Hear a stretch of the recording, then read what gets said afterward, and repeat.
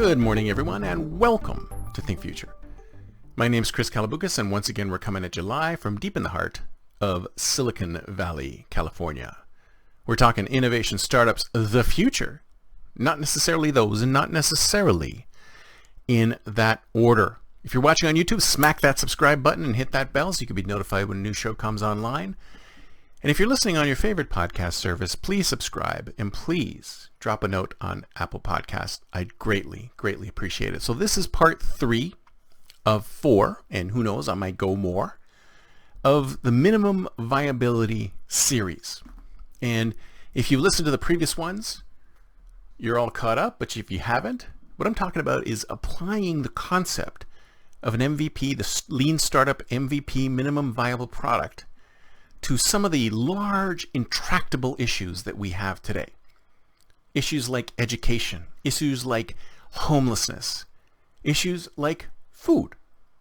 We all love food, right? I know I love food. I love food a little bit too much, mind you.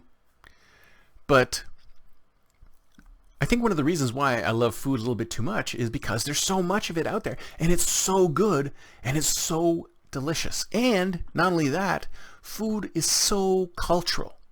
It's almost impossible to get together with somebody and not have some kind of food or drink. You got a coffee, you got you got dinner, you got lunch, whatever.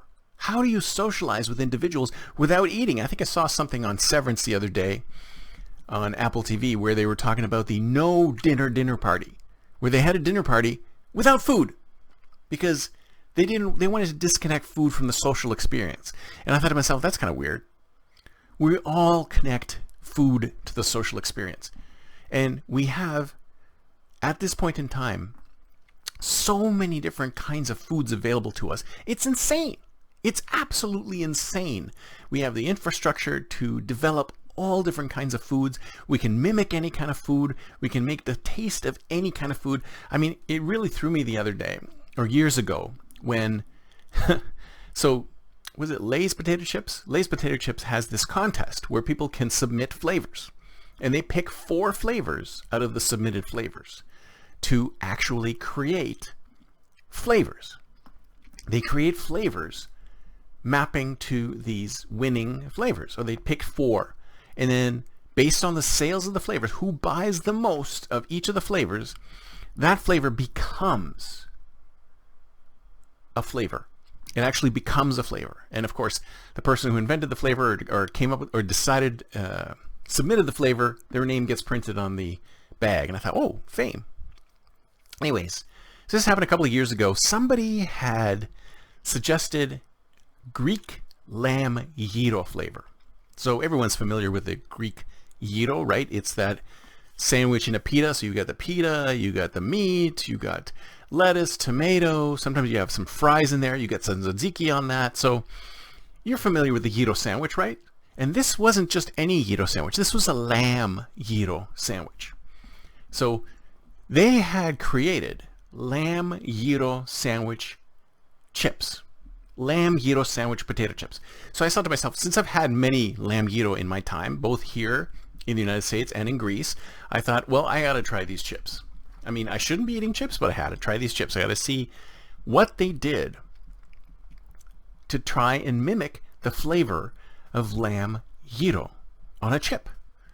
So I take these chips and I bite into it, and oh my God, you cannot believe how they have been able to mimic it down to the smallest detail. The smallest detail. Because there's one thing about lamb gyro. And lamb has got a particular type of fat, level of fat in it, because lamb is fairly fatty. And there's a particular taste to the fat of the lamb fat. And they were able to duplicate that lamb fat taste almost exactly. It made me think of Willy Wonka. You know the Willy Wonka, the chocolate factory where they were creating these sweets that tasted just like a turkey dinner or tasted just like blueberry pie? It tasted exactly like lamb gyro. It was Greek lamb gyro. And I thought to myself, oh my God, if they have the capability, if you've got enough food science to be able to emulate something so exactly, then wouldn't you be able to make any kind of flavor at all out of anything else? How do you take something like a Greek lamb gyro and put it into a potato chip and replicate the flavor so well? I mean, the science is amazing. Science is amazing.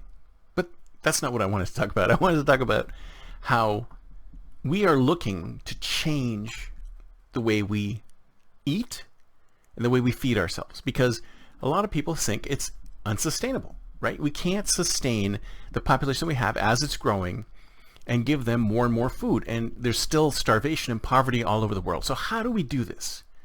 And I think, and I've talked to a number of individuals who they're making great strides to change things in the food industry, and I applaud them. I think that's great. But then I ask the question, what are we going to feed people? What is the minimum viable food product that a human being needs to eat in order to survive? See, we're looking at it from how can we change the current system to get to a better system, instead of looking at what is the end goal and delivering for that end goal, delivering the minimum viable food product for that end goal. I'll give you an example. There was a science fiction novel, and I forget the name of the author, who posited this future where everybody could walk up to a machine and get their protein bar or their nutritional requirements met for the day. What they would do is they would go up to the machine and it would scan them. It would know who they were, and it would scan them so they could figure out where they were currently. There's a device right now called Lumen, I believe, where you can blow into it and it'll turn around and tell you what your nutritional requirements are. So this is not far off. It would take your currently set nutritional requirements, and then it would modify it based on where you were today. So if you're particularly hungry or you're missing a few electrolytes or something like that, it would modify its database a little bit for that day, and then it would generate a perfect bar of food. Perfect size, perfect number of calories, perfect number of fats, perfect number of proteins, perfect number of everything. And of course, in this dystopian future, if you're one of the elite, you could have some flavorings added. If you wanted to be rewarded, if they wanted to reward you, they could add flavorings. And if they didn't want to reward you or they were trying to punish you, they could just give it to you plain, no flavor whatsoever. But this bar, if you ate this bar, this one bar would give you all the nutritional requirements that you needed for the entire day. It's kind of like Soylent, right? It's kind of like Ensure. It's kind of like these meal replacements that are already out there. And the problem with these meal replacements that are already out there is that they're specific to a certain type of demographic or a specific type of issue or whatever, but nothing has really come into play as the minimum viable food product that a human being needs in order to survive. Now, some of these purport to say that that's what they are, but how do you factor in the social aspects of eating? I mean, what, do you all sit down at the table and this thing spits out 4 or 5 different bars with your name on it so you know which bar is yours and you all chow down at the same time? No, we got to make the food appealing. We have to make it food-like instead of it being a bar. So we have to figure out, what do we need to do? Again, minimum viability. What's the least amount of food we need to eat? What does the food need to look like? What does it need to be shaped like? What does it need to smell like?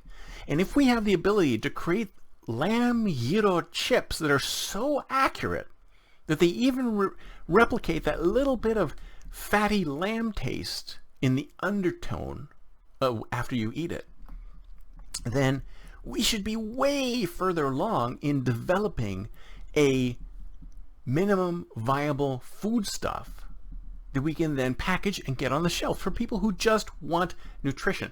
They just want to eat. And then we can expand that into other things. Maybe we can make a turkey loaf that tastes and smells and looks just like turkey. But we can make it nutritionally balanced so I can sit down and eat a turkey loaf or a sandwich and get my nutritional balance that way? What is the minimum viable food? I think we're closer to minimum viable food than we are to a minimum viable domicile or a minimum viable education. Because there are companies right now that do meal replacements, and those meal replacements are getting closer and closer and closer to being minimum viable food. We just need more research and more eating in that space. That's it for me for today. See you next time, and until then, don't forget to think future.